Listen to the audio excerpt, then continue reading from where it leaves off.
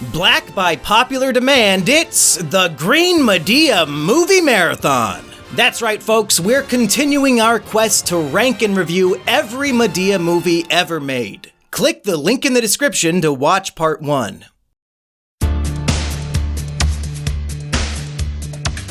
The fourth film in the Madea cinematic universe is Madea Goes to Jail, which is a confusing title because it describes the events of the original Madea movie better than this one. In this film, she actually goes to a state penitentiary. Plus, she meets Dr. Phil, becomes an international celebrity, and defeats a transgender bully in the female prison. So a more accurate title would have been Madea Stands Up for Women's Rights.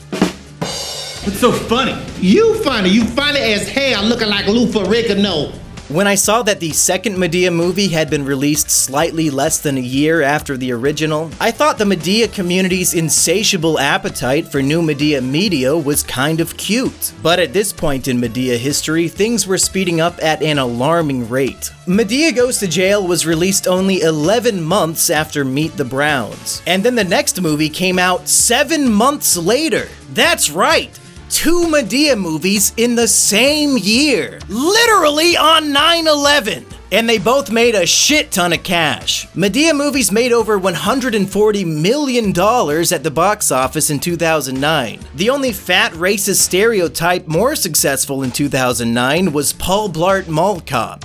As a man in pursuit of the billionaire status he would eventually earn, Tyler Perry was clearly ramping up production on his Madea cash cow. I found the first 2 Madea films to be surprisingly watchable, the third not so much. But now that Tyler Perry is trying to crank out 2 Madea films in a single year, will the quality take a nosedive, or will I once again be pleasantly surprised? Let's take a look, starting off with some Madea hijinks. After featuring Madea as nothing more than a glorified cameo in the previous film, Madea Goes to Jail quadruples down on the Madea lore, with the opening credits showcasing her various legal troubles, all starting with a mugshot at the age of 9. The police read off her lifetime of criminal behavior, including petty theft, illegal gambling, check fraud, identity theft, insurance fraud, attempted murder, and assault. As a Madea historian, I appreciated the extended lore drop, but cinematically, this exposition dump is unappealing to me. The mugshots are instant classics, but I want to see Madea assault children and attempt murder, rather than just hear about these crimes. I can't justify counting something as Madea hijinks unless I see Madea do it herself. Meanwhile, Uncle Joe is chillin' with our boy Leroy Brown, and despite using an oxygen tank, he lights up another generous serving of Smokey McPlant. Now, you're not supposed to be smoking around oxygen. That's the problem. Oxygen is everywhere in the air. Every time you light a cigarette, you lighten it in oxygen. If you ain't got no oxygen, the fire won't work. Learn some chemistry, honey. Learn some chemistry. Joe then justifies his weed addiction by philosophizing about God. This here is good for you. It's good for you. It came straight down from heaven. God sent it down and he sent Viagra, he sent this, and he sent that oxygen, and you put them all together, you'll take a woman to heaven and back. And in what has become an all too common trend, Madea doesn't actually appear in the flesh until about 10 minutes into the film. She's once again in court, and much like Joe in the previous scene, Madea attempts to use God to defend herself from her poor life choices. I done changed my life. You ain't got to say nothing. I am living for the Lord. I am living for the Lord. I am living for the Lord. Unfortunately for Madea, the judge wasn't as easily persuaded as Leroy Brown. My soul cries out hallelujah. Thank God for saving me. You finished? I don't believe that no more than I believe that you'll stay out of trouble. However, during her arrest, the officers were unable to read the Miranda rights because Madea was violently beating them. And due to this, the judge has no choice but to let Madea go free. Now at this point, you might be burning with furious rage about the film's clickbait title. But worry not, dear viewer. The judge basically looks directly at the camera and promises that Madea will end up in jail by the end of the film. But the saving grace is, she couldn't stay out of trouble if you paid her. She'll be back. On the drive home, Madea reveals that her promise to dedicate her life to the church was nothing more than an elaborate ruse, and her attitude about church in general seems uncharacteristically negative. We going to church Sunday, huh, my dear? I ain't going to no church. I said I would go by the church. We just passed by one. Hallelujah. St. Philip and them. Hail Mary, full of grace, and all you people. God bless you. All you little Catholic people. Hello. You just make the Lord mad. Then when she gets home and finds Joe throwing a house party, she's beyond pissed. Where's the Madea from Medea's family reunion that was enthusiastic about going to church with the orphan girl? Where's the Madea that loved house parties and danced on the front lawn with her ankle monitor? What events could have taken place between films to devolve this beloved, God-fearing character? Evidently, the answer to this question is that as black women age, they become horrible, angry bitches. And don't call me racist. That's literally how they explain it in the movie. I was reading this pamphlet from the courts about anger management.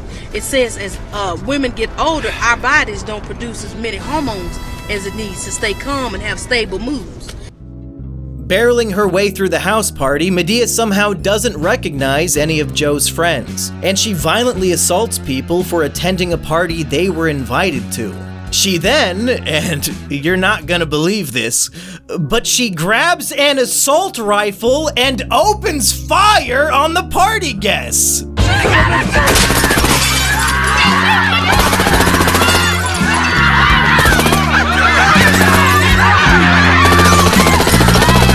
My biggest criticism of Meet the Browns was the lack of magnitude felt by the black-on-black gun violence subplot.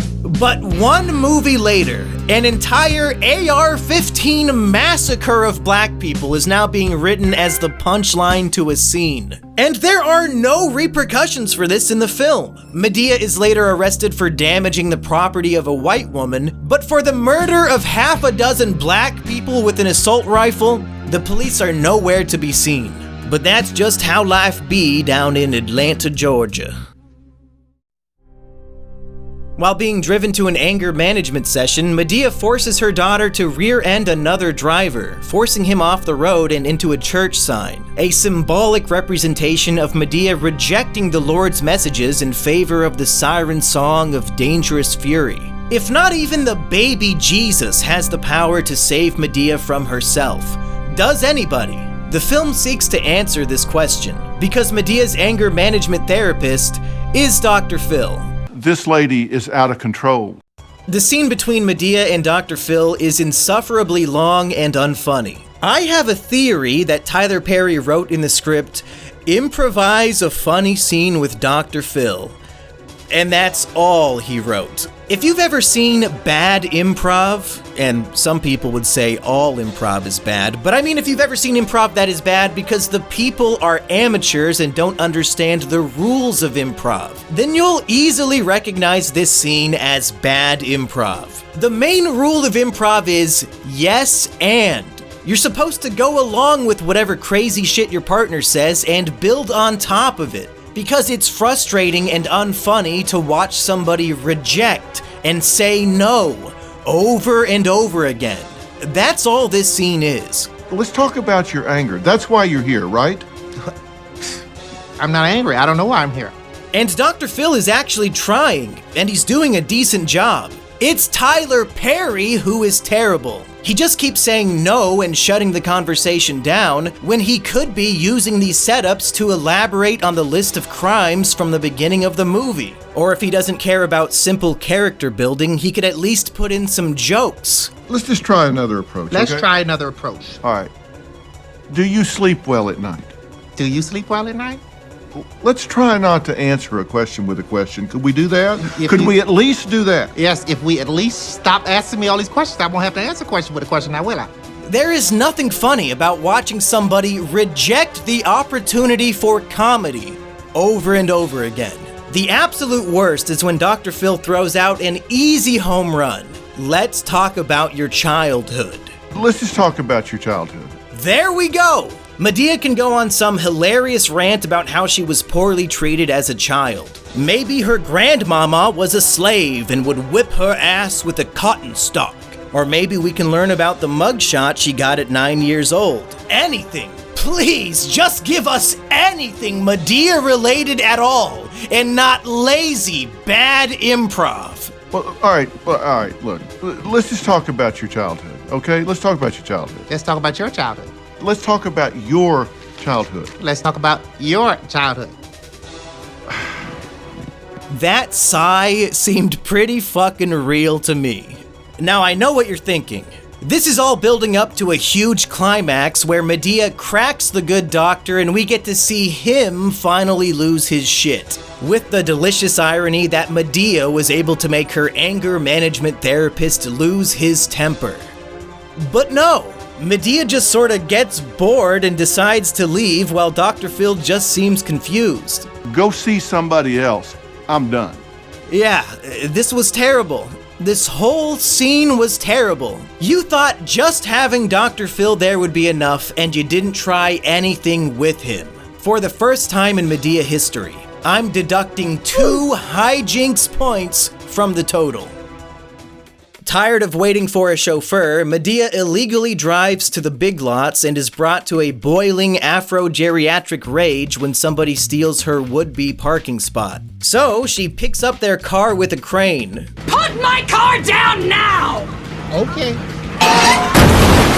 However, the woman's husband is a cop, so Madea brings back a classic catchphrase and makes an epic escape. I ain't scared of no po-po, call the po-po, call the po-po. Unfortunately, much like a Twitch streamer with an audience of mentally ill 12-year-olds, Madea gets swatted in her home. What you have to keep in mind is SWAT team members love murdering innocent people, and they're huge pussies who get scared of small pets and shoot them too. So Madea and her family are lucky to be alive. However, it seems Medea's luck is about to run out, because Judge Mathis is presiding over her case. And unlike that weak white cuck Dr. Phil, Judge Mathis is going for the throat. He gives her 5 to 10 years in prison, not jail. As you might expect, Medea's life in prison goes pretty well. She's a bit of a celebrity thanks to her record-breaking police chase in the previous film. And her cellmate is such a huge fan that it actually rubs Madea the wrong way. The real prison drama begins at the lunch table when Madea protects a woman from a transgender bully. Young man, get on up and go on back to where you came from. Now go on. Who you think you're talking to, old lady? Go on, sir, go on. I see nobody told you I run this prison. I'm Big Sal. And what Big Sal wants, Big Sal gets. Get it? We'll have our time. Yes, we will. I look forward to it. An officer and a gentleman. So a more accurate title would have been Madea Stands Up for Women's Rights. What's so funny? You funny as hell, looking like Lou Ferrigno.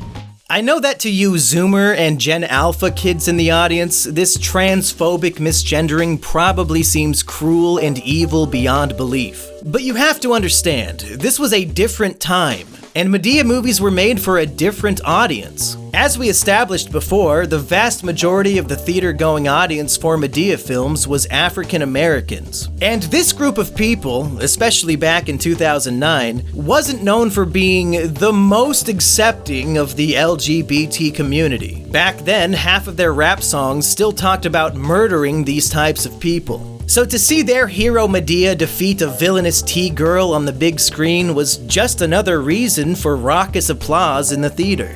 This biting transphobia could also be the result of Tyler Perry's insecurity with playing the Madea character. As a man finding great success dressing as a woman as entertainment for one of America's most transphobic communities, Perry might have felt it necessary to villainize a trans character as if to shout to the world that he's here dressing up like one to mock them rather than spend a day in their shoes. I'm telling you, Madea got a prostate.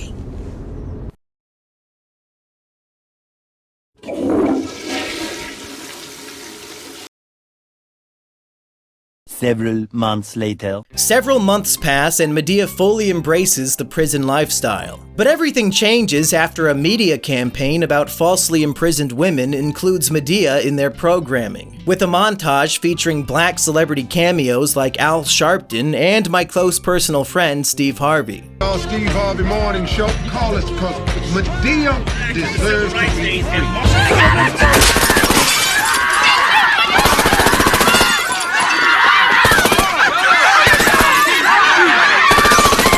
Madea deserves to be free.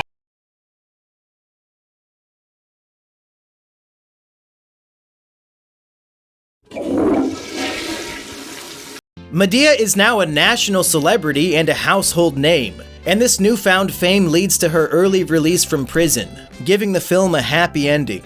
As you can probably tell, I'm not too hot to trot for the Madea hijinks in this film. I might even have to change the spelling of hijinks back to the actual word because the whimsy here is basically gone. The Madea of old was quick to violence and anger, but it was in the pursuit of righteous justice on behalf of her loved ones. When Madea crashes through a security gate and chainsaws a couch, we support her actions because that bastard man was beating on a cute mulatto girl, and we don't stand for that. Madea's heart was in the right place, and it was easy to support her violence. But now, with the new character twist that with old age comes irrational violence, the Madea we came to know and love in the original 2 films is dead.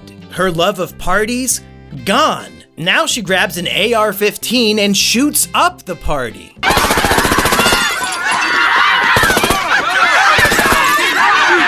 Madea deserves to be free.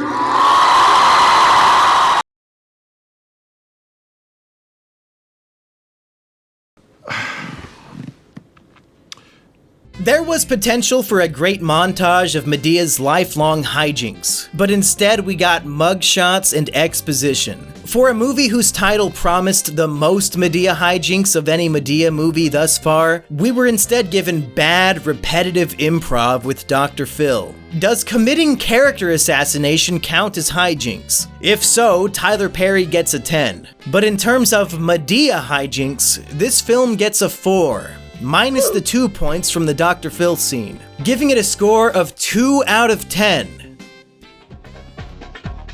And that brings us to Madea performance. I don't want to repeat myself as often as Madea and Dr. Phil did, so I'll keep this brief. In the previous Madea films, we got to see the full gamut of Madea, from motherly to celebratory to furious. In this movie, it's one note, just irrationally angry Madea. And the improv scene is quite literally the definition of a bad performance. I hope Tyler Perry gets this character back on track in a future film, or we might be in for a painful series. In terms of Madea performance, I give this one a generous 3 out of 10.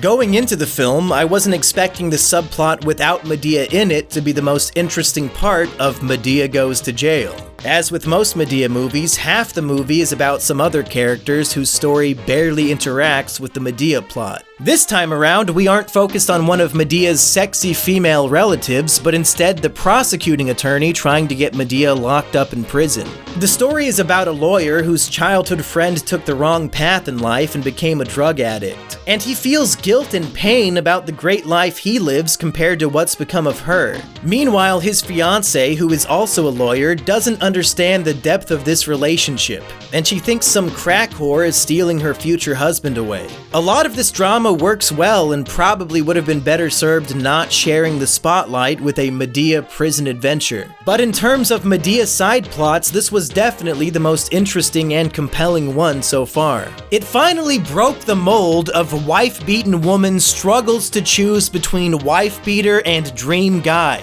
And Tyler Perry's background in theater shines through in the slightly sophisticated drama of the script. This film featured some of the most painful to sit through Madea scenes thus far, but it had enough major set pieces and bizarre decisions to keep my attention throughout the runtime. I think the success and popularity of the Madea films in real life have now bled into the films in a negative way. The Madea character has now become a celebrity in her own world, and her personality has been flanderized to fit what Tyler Perry seems to think the audience wants from this character. Madea started off as an amalgamation of Tyler Perry's mother and aunt, and the character was used to express his adult understanding that while these figures might have been harsh and rough on him through life, he now recognized it all came from a place of love to build him up as a stronger person. This movie would suggest that Tyler Perry's mother one day became a selfish, violent bitch who caused physical harm to nearly every unlucky person who crossed her path. Anyway, this movie was pretty good, other than all the parts that were really bad. So in terms of overall movie quality, I give it a 6 out of 10, giving it a final score of 11 out of 30, landing it in 3rd place on our ongoing list of Madea movies. But it's much closer to last place than to 2nd. Will the next film feature a course correction, or is the Madea franchise on a downward spiral? Don't forget, the next film came out 7 months after this one, on 9/11, and it's a musical. Yeah, I'm not kidding.